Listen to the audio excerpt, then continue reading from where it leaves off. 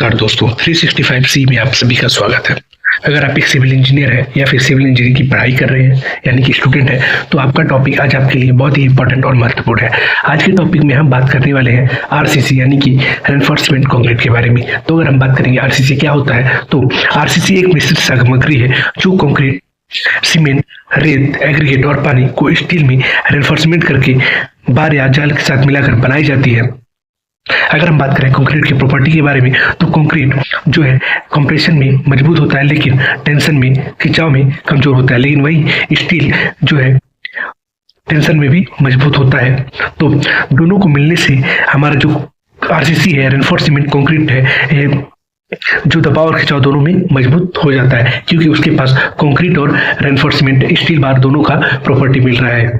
आगे बढ़ते हुए अगर हम बात करते हैं प्रॉपर्टीज ऑफ आरसीसी यानी कि आरसीसी रेनफोर्समेंट कंक्रीट के गुण, तो कंक्रीट की वजह से उच्च दबाव सहने की क्षमता होती है, स्टील की वजह से उच्च खिंचाव सहने की क्षमता होती है। यानी कि कंक्रीट की वजह से कंप्रेशन आता है, कंप्रेशन अच्छा होता है, और स्टील बार की वजह से टेंशन में भी अच्छा होता है।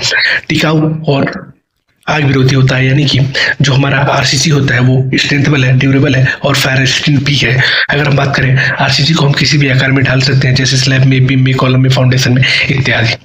में आगे बढ़ते हुए हम बात करते हैं एप्लीकेशन ऑफ आरसीसी यानी कि आरसीसी का हम यूज कहाँ कहाँ कर सकते हैं। तो अब आरसीसी का यूज हम भवन के निर्माण में, स्लैब, बीम, कॉलम, फाउंडेशन के लिए यूज कर सकते हैं। हम आरसीसी का यूज पुल को, बांध को या रिटेनिंग वॉल को बनाने के लिए कर सकते हैं। आरसीसी का यूज सड़क और पेमेंट का वर्क के लिए भी इस्तेमाल किया जाता है। आरसीसी का यूज पानी की टंकी को भी बनाने में यूज किया जाता है।